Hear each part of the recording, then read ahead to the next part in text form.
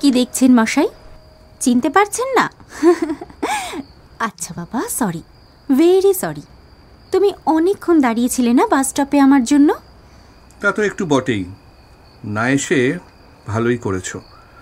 তবে সোজা এখানে আসাতে সত্যি একটু চমকে গেছি। তাই নাকি রসিকবাবু?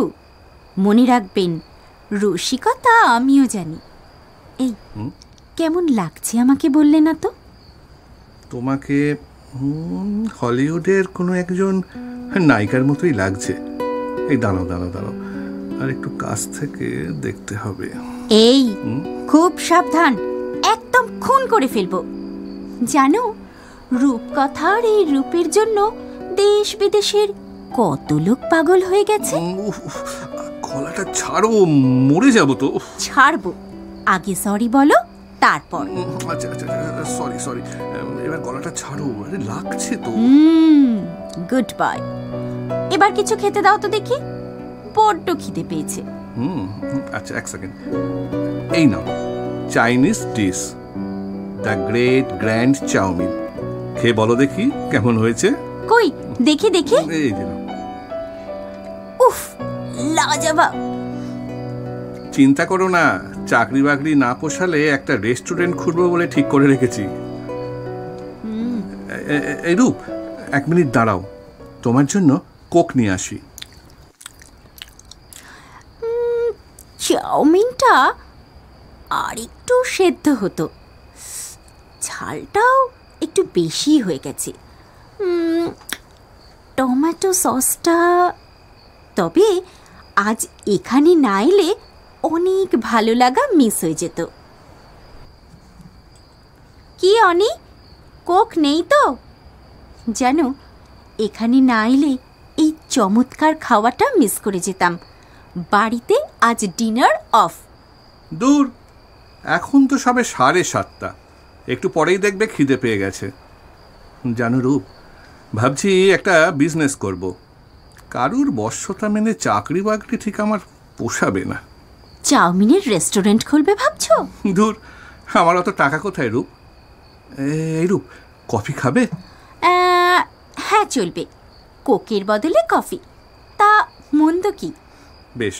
রূপ, তুমি বারান্দায় গিয়ে দাঁড়াও, বাইরে আকাশ ভরা তারারা তোমায় দেখবার জন্য অপেক্ষা করছে। আমি ততক্ষণে কফিটা বরঞ্চ বানিয়ে ফেলি।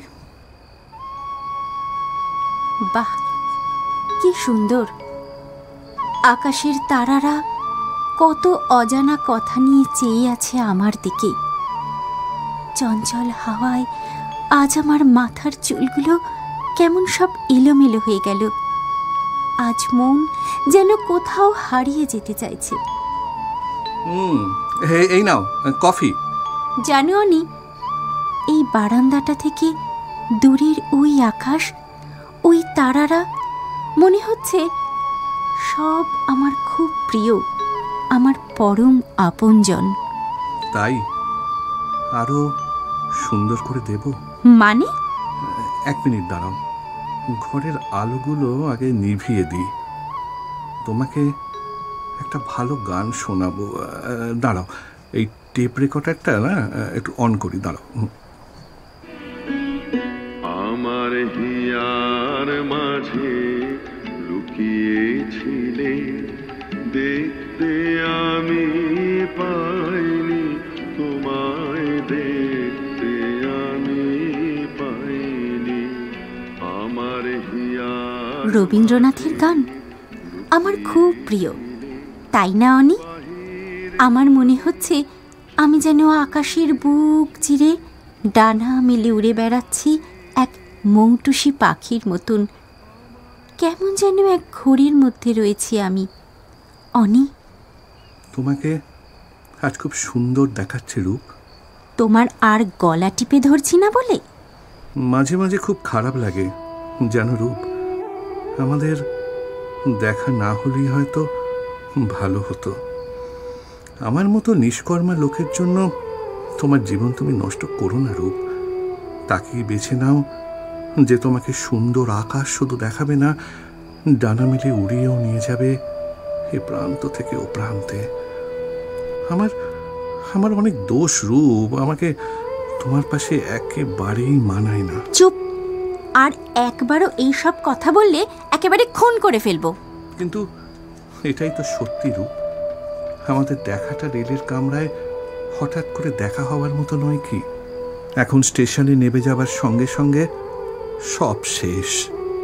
তোমার পরিচিত জনের কাছে বলার মতো কোনো পরিচয় তো আমার নেই রূপ। তাই আমাকে ভুলে যাওয়াটাই তোমার পক্ষে ভালো হবে। সত্যি তুমি আজ অনেক কথা বলছো।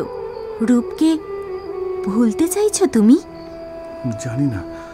জানি না রূপ, আমি কিছুই জানি না। অনি, এই আমি তোমার বুকে মাথা রাখলাম।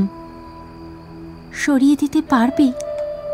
ছাড়িয়ে নিতে পারবে নিজেকে? কিন্তু রূপ, আমাকে তোমার অগোছালো ঘরে নিয়ে চলো অনি, প্লিজ নিয়ে চলো, প্লিজ প্লিজ। আজকে এই মায়াবী রাতের সাক্ষী হয়ে থাকুক আকাশের ওই একা এক উজ্জ্বল নীল নক্ষত্র। ক্ষতি কি?